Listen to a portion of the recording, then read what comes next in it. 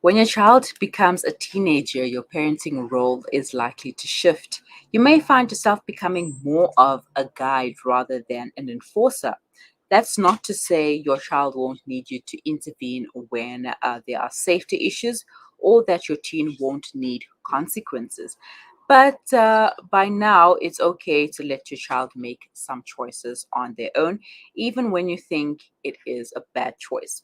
I, however, have no idea what parenting a teen is like because my daughter is only 4, so I've got like how many years to go? Yeah, I've got that much time to go. But before I know it, she'll be a teen and she'll be rebellious and everything else that parents fear of when we have teens, right?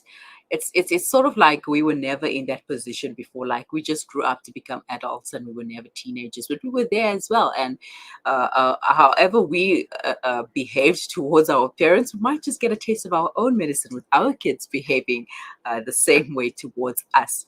All right, so we're talking about disciplining teenagers with parenting conversationalist and author Victorine Mbong Shu, who is on the other side of the stream. Good morning, Victorine. Thank you for joining me once again.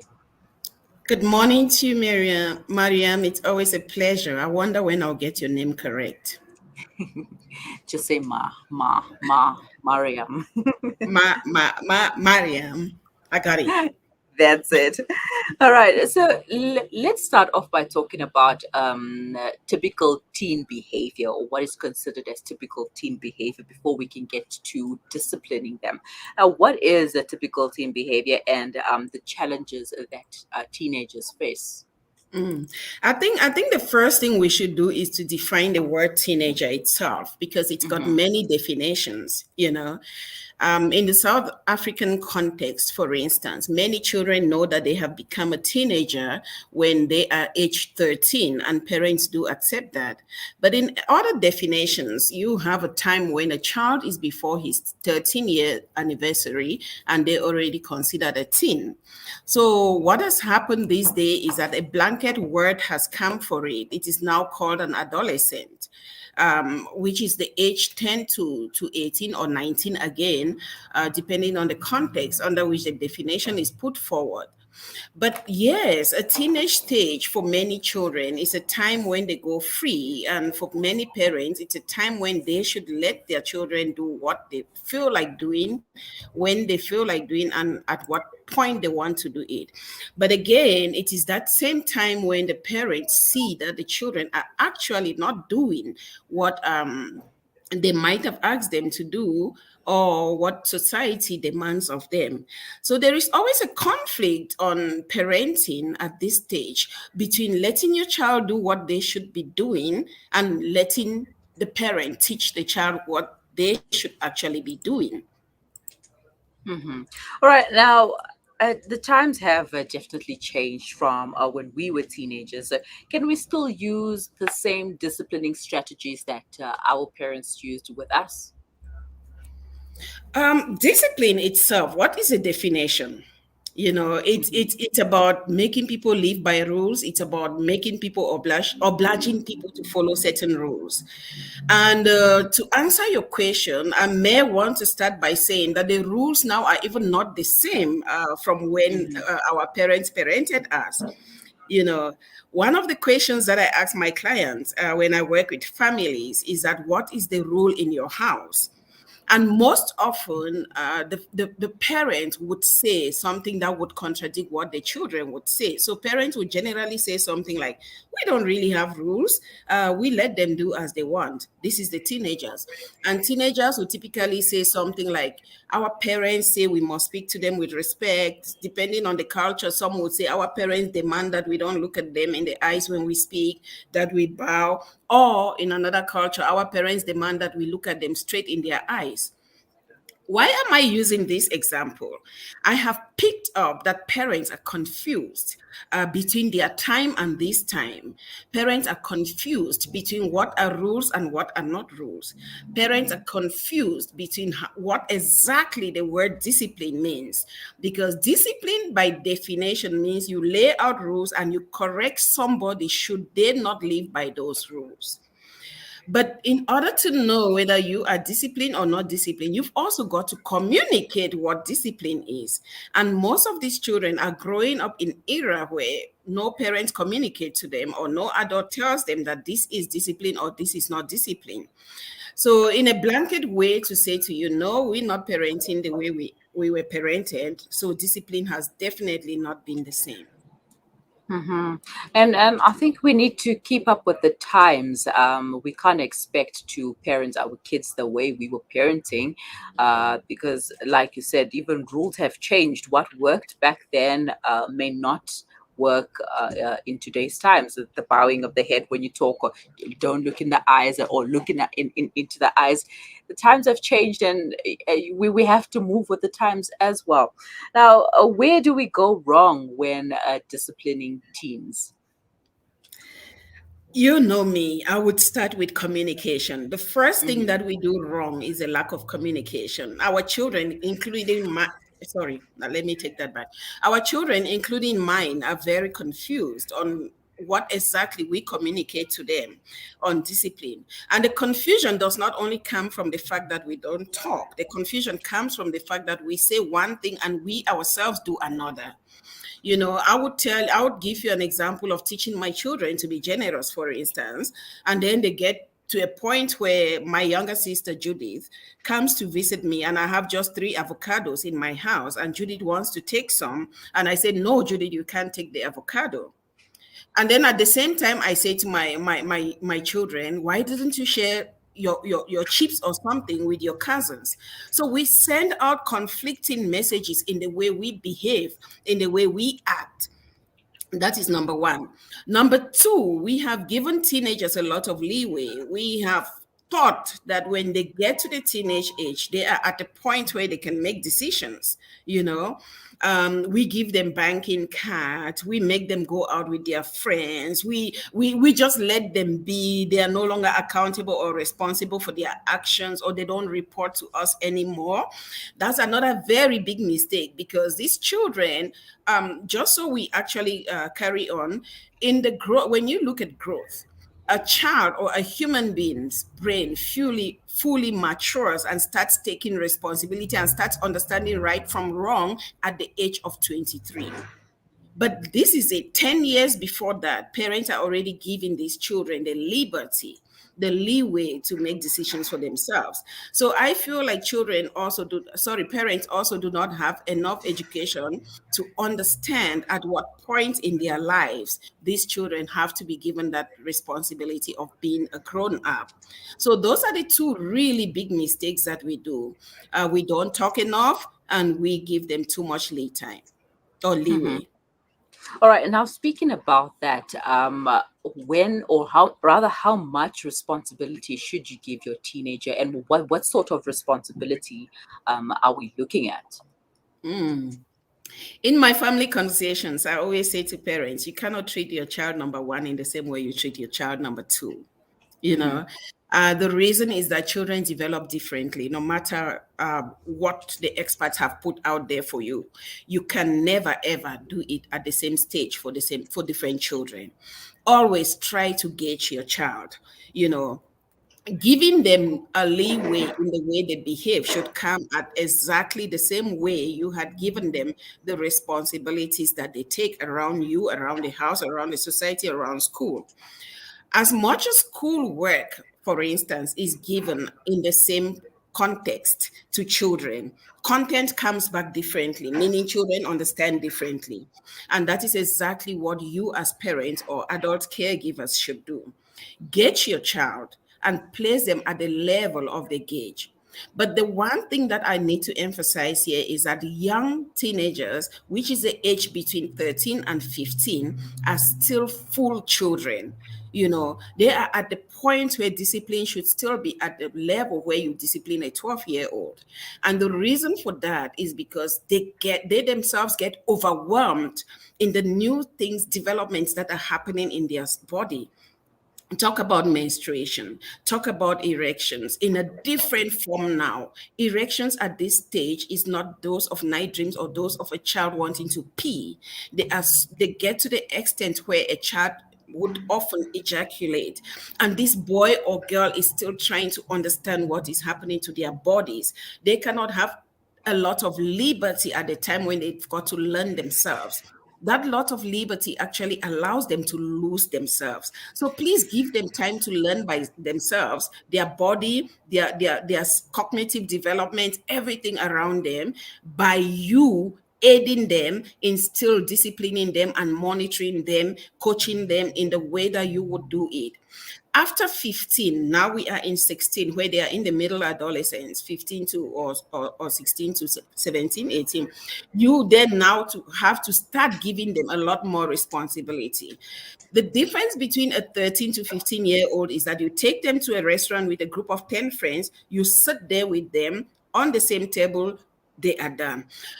With the child 15 and above and 17, what you do is you take them to a restaurant, you sit on the next table, you leave them on their own on the table with their friend, and when they're done, you take them home. After 17, you can take them to the restaurant, you leave them there, and you hang around the center, or you go to your friend, you come back, you fetch them. Those are the ways, the simple examples of how we have to parent these children at these ages. We giving you responsibility, but we guiding you, and we move you step by step to the time where you become a full developed adult, which is after 23, and then you are on your own. Or after you get married in other communities, that is 18, 19, and you are on your own. Hmm. And then comes a situation whereby, you're parenting your 17-year-old. You take them to the restaurant and you sit with them, or you sit on another table, and then comes the issue of peer pressure or friends saying, "Hey, but why does your parent have to be here? Why can't they just leave you here and go and do their own thing like our parents?" And then how do you handle such situations? Because then your child will come back to you and be like, "So and so's parents leaves them and lets them go. It's as if you don't trust me enough to let me go ahead and enjoy myself at the restaurant with my friends." I couldn't wait for you to finish asking this question because I'm so eager to respond, given that I've got a 16, 17, 16 turning 17-year-old, and I've got a 15, Mhm. 14 turning 15-year-old. And they say this to me all the times. But I put it clear to them that we come from different backgrounds. Over this weekend that passed, my 14-year-old went to a house party, and I found out that I was the only parent at that party. I didn't stay, I left. But this was because in the house itself, they had 6 adults combined that were looking after the 10 children. And I also had somewhere to go to. So I said my condition of taking her to that party was that if there are enough adults there, I'm going to leave you there and go. If there are not enough adults, I'm going to sit down. So I would not raise my children in the way that their friends feel about them. I raise my children in the way that I want to raise them. My 17-year-old now and then would go out without us, but it would never be anywhere that is not a house. It has to be in a house, and I know that in that house they've got other adults. When they come to a stage where they have to listen to their friends, poor, unfortunately for them, I would have to overpower those friends because nobody was there for me when I carried them for 9 months and groomed them until they got to 17-year-old. So I'm very, very particular about that. And because of the communicative environment that we've created for our children, we discuss these things prior to them going out or prior to them engaging in going out. And their going out is dependent on the fact that we would have to be there. One of us will have to be there, if not both of us, or another dedicated adult will have to be there. Mhm. And this comes back to the lack of communication that parents don't have with their kids. I remember during my time when I was a teenager and wanting to go out with my friends, well, my mom would work all the time. So sometimes we would only get a chance to go out with our friends during the week. And basically the advice would just be like, well, you know what you want in life, and don't get pregnant. And that was it. And then we had to keep that advice in the back of our heads and be like, okay, I'm not going to get pregnant. We're just going to watch a movie with friends, and it's Mm, only girls, and mm, we're not going to get pregnant.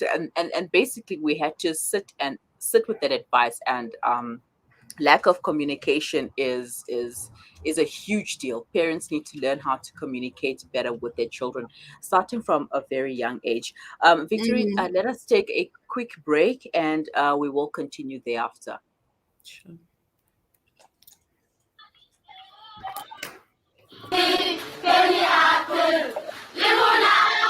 Penny Appeal's Education First campaign helps children to get access to quality education. I'm 14 years old. When I grow up, I'd like to be a scientist. We believe every child belongs at school, And we want education, a better education. learning and dreaming their way to a better future. With your help, we can provide classrooms, desks, stationery packs, and school shoes. Help make these dreams a reality. Visit www.pennyappeal.org.za or call 031 1100 573. Penny Appeal. Small change, big difference. Discover the Africa of your dreams and surround yourself with her spectacular beauty. Relax beneath her serene sunsets and explore wildlife at its natural best. It's where the pride of Africa comes together. The Kwantu Private Game Reserve. Get to know the Big Five or cruise on an elephant safari game drive. Interact with lion and tiger cubs and enjoy world-class halal cuisine while we pamper you during your 5-star stay. Indulge in the true African experience. For reservations, call now on 042-203-1400 or visit kwantu.co.za. The Kwantu Private Game Reserve, the place of gathering. Your act of love gives hope. Islamic Relief supports orphans and vulnerable children in 28 countries with food, education, and medical care. There are more than 150 million orphans in the world. You can give hope to one. Sponsor an orphan today. Go to www.islamic-relief.org.za. What makes Randery Jewelers the optimum place for your memorable gift? Is it our range of exclusive, high-end, luxurious jewellery? Or is it our master craftsmanship of all your bespoke jewellery needs? We believe it's because at Randery Jewelers, we know just how to make your special moments last forever. Whether it's for a wedding, anniversary, or just a simple gift to show your love, trust Randery Jewelers to make it special. www.randeryjewelers.com. Make your moments last forever with Randery Jewelers, the family name you can trust. Africa Muslims Agency teams are on the ground in Afghanistan. Millions of people go daily without food. You can heal Afghanistan. Sponsor towards feeding a family at 1,500 in a month or any amount. Visit africamuslimsagency.co.za or call 011-834-8685. Africa Muslims Agency, inspiring the spirit of giving. Rejuvenating media day by day. This is Salam Media.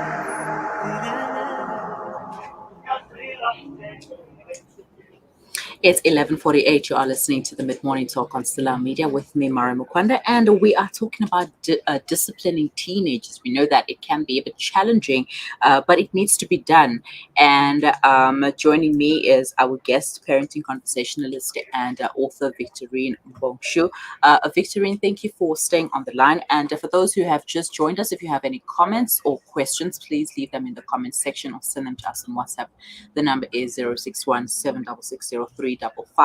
Now, before the break, we spoke greatly about, the challenges and some disciplining techniques, especially when it comes to different age groups. Now, why are some parents afraid to discipline their children, especially because they don't want to lose that bond that they have created? You know, that friends, okay, now we got to a point whereby we're buddy, and when an issue arises and you have to discipline them, you feel like you need to take a step back and you don't know how to go about doing it. Yeah, that is a very good question. Before I answer that question, I just want to say to parents that whether you discipline your child as a teenager or you do not, a teenager will never be your friend. You know, they are at the stage where they are finding themselves and they are finding their friends. So they would be more they will be closer to their friends than they can ever be to their parents at this stage in life. And I feel like what is actually stealing the confidence of parents is the fear of seeing their children get away from them, not actually the ability that they want to keep the child. Because most of them know already that it doesn't matter whether you give the child all the liberty or you contain the child would still not be close to you. The bond will still not be there. Because like I said at the beginning, they are at the stage of finding themselves and finding their friends, and they cannot find themselves in you. You know, most of the children who try to find themselves in their parents actually fail because they are not their parents and they would never be their parents.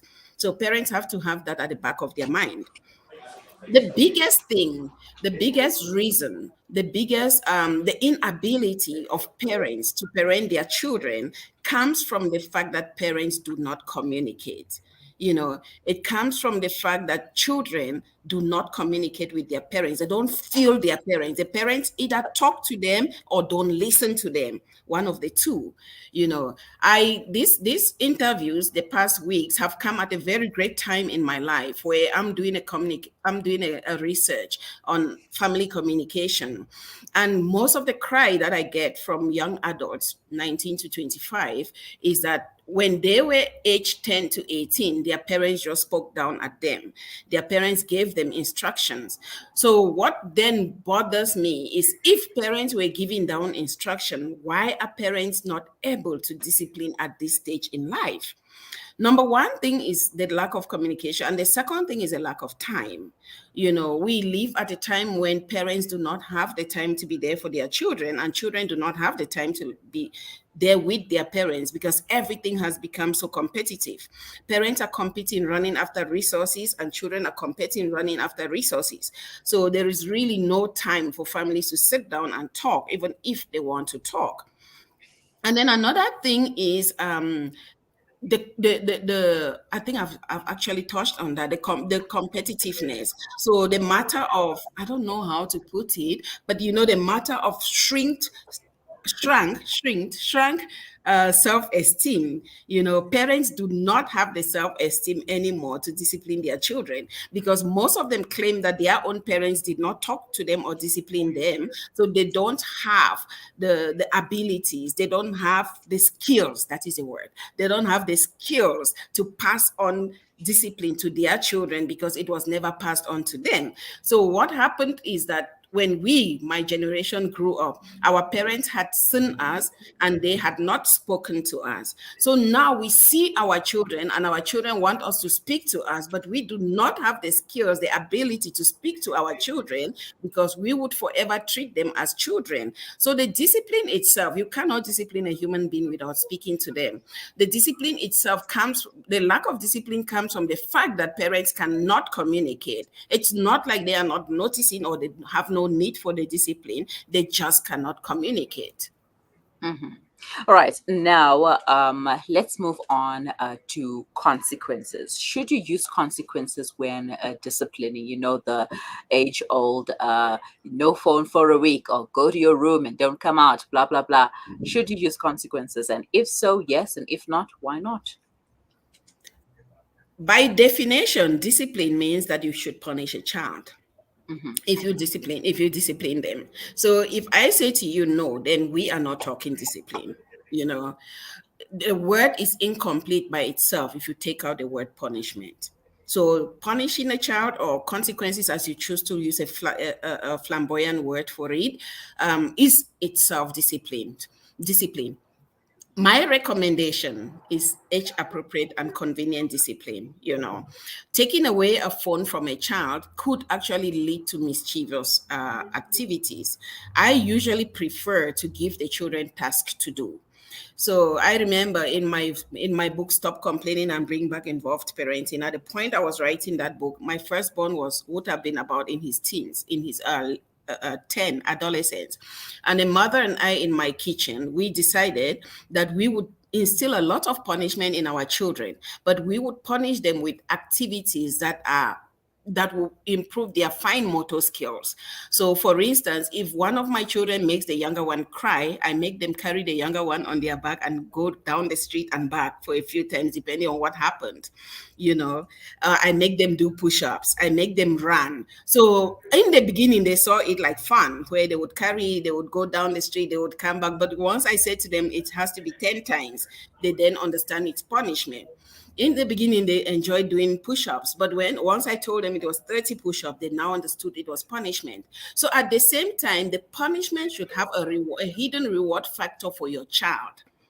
My niece did something wrong, and I bought an exercise book, and I said to her, you have to write, I think it was 30 pages or 20. You have to write a sentence repeatedly for those number of pages and submit to me. And the reason why I had to buy an exercise book and did that for my younger sister's child was because her handwriting was very bad, and the teachers had said that she was weak, she was lazy at writing. So I gave her punishment that will exercise her hand and prepare her for the school year, because this was over the December holiday. So what am I saying? I'm saying, yes, it's very important to punish your child, but also it's very important to make sure that the punishment is of added value to your family. All right, so there's no point in taking a child's phone away or game away, but rather help them, punish them in a way that they could learn something from that. And Can I add that? So what you Yes. can do is you can actually tell them to watch something on that phone and then give you a narrative of that thing later. So I make them read books, and then I tell them to write a brief of the book for me. Even if I've never read the book and I don't know if the brief that they've written is correct, I know that they would have read 2 or 3 pages, or even if I'm not there to monitor them do that. So you give them something that you've been wanting to teach them. So for instance, this conversation on discipline, how can a teenager self-discipline? And then you tell them, look, there's this thing on YouTube or Netflix, watch it. And then by 4 o'clock, I need you to sit down with me and give me a brief, or I need you to write a brief and email to me. So they've used the same technology, to learn something. All right. Very necessary and interesting conversation there that we're having. Unfortunately, that's all the time that we have. But quickly, any final thoughts regarding disciplining teens? My final thought is always with communication. There is no way you can discipline what you don't communicate. And also, there is no way you can teach somebody what you don't practice. So the focus to parents should be that discipline has to do with behavior, and it has to do with action. Whose behavior and whose action is the food for thought that I want to leave with them today. All right. So thank you so much for your time. Discipline equals behavior plus action. Let's hope our parents got that. And if you need any further advice, you may contact Victorine. She is available. She is on social media. Victorine, what is your contact number? 082 548 6385. Thank you so much. And on social media, you just find me at Mbong Shu. All right. Thank you once again, Victorine. Thank you. Parenting conversationalist and author Victorine Mbong Shu taking us through disciplining teenagers. Victorine also has teenagers of her own. And obviously, who better than to give us advice? I still have a long way to go, but I guess I have to start somewhere. So why not start now with proper punishment that will help them learn, not just punishment that takes away their devices, that takes away whatever they're used to, and not learn something while they are at it. So you can leave your comments and questions in the comment section below. But for now, stay with us. We will be right back.